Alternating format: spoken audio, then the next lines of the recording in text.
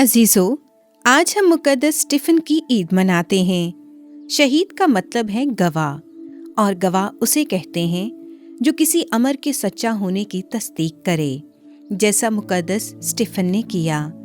उसने अपना लहू बहाया और शहीद अव्वल कहलाया, क्योंकि ईद पेंतीकोस्त के बाद यसू के नाम पर अपनी जान का नजराना पेश करने वाला वो पहला जाननिसार था।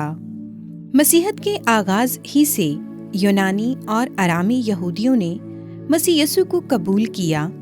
गो यसू के नाम में बपतिस्मा पाकर वो मुत्हिद हुए, लेकिन हैकल और मूसवी शरीयत के बारे में उनके इख्तलाफ ना मिट सके।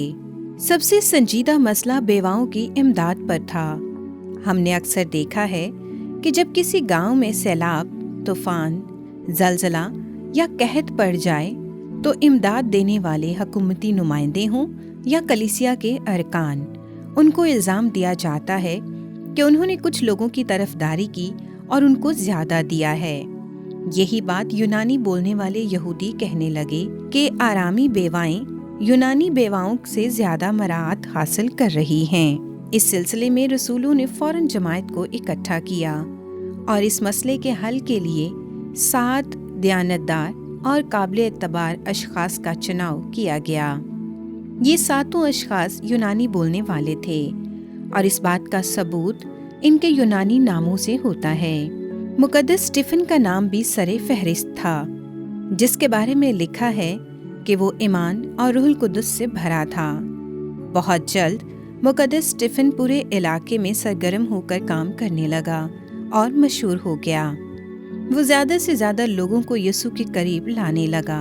यूनानी बोलने वाले यहूदियों में से कोई भी स्टीफ़न का मुकाबला ना कर सकता था कि उसके इल्म और फरासत को मात दे सकें। तो उन्होंने उससे छुटकारा हासिल करने के लिए वही तरीका चुना जो यसू के लिए चुना था, कि उसकी ज़िंदगी ख़त्म कर दी जाए। मुक़द्दस लूका मुक़द्दस स्टीफ़न की आज़माइश बयान करते हुए वाज़ेह कर देता है कि स्टीफ़न की आज़माइश यसू की आज़माइश से किस कदर मुशाबा थी। जब यसू तालीम देता, लोग हैरान होते, क्योंकि वो इलाही दानिश से भरपूर था और कोई इसको रद्द ना कर सकता था। स्टीफ़न की तालीम भी रूहुल कुद्दुस की कुव्वत से भरपूर थी। यसू की तरह स्टीफ़न भी अदालत के सामने पेश किया गया। दोनों पर झूठे इल्ज़ाम लगाए गए। यसू और स्टीफ़न के आखिरी ऐलानात भी एक ही जैसे थे।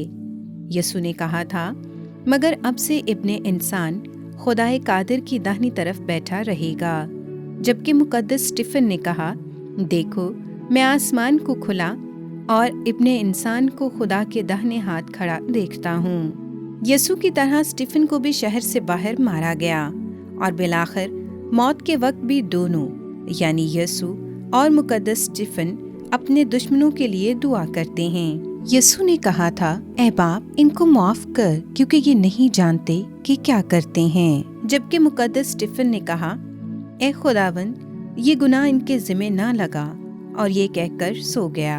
ये बात नहायत मुतासिर कुन है कि किस कदर मुक़द्दस स्टीफ़न ने यसू के कदमों पर कदम रख कर उसके पैरों होने का सबूत दिया।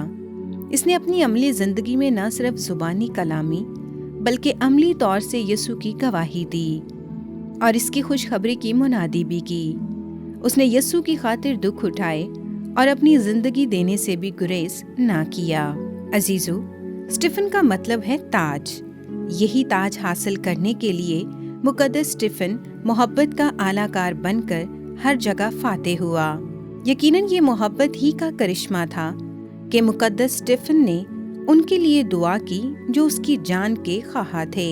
मोहब्बत तमाम अच्छाइयों का सरचश्मा है। मोहब्बत के कई रूप हैं, यानी मदद करना, अच्छाई करना, बसीरत देना, तसल्ली देना और सबसे बढ़कर मुआफ़ करना।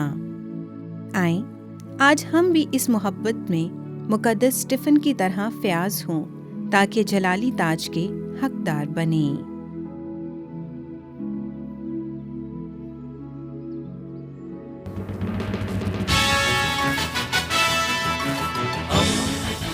दोस्ती का पैगंबर, रेडियो वेरितास एशिया।